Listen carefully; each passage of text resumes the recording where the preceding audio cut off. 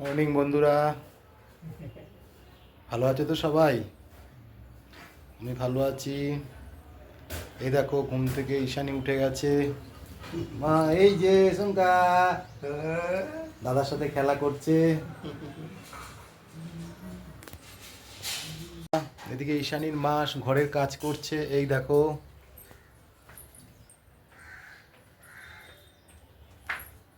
আমি এদিকে একটু বাজারে যাব, একটু কাজ আছে, তারপরে তোমাদের সঙ্গে আবার দেখা হবে।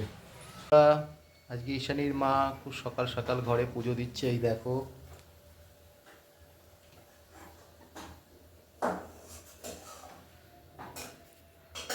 অফিস যাওয়ার জন্য রেডি হয়ে গেছি।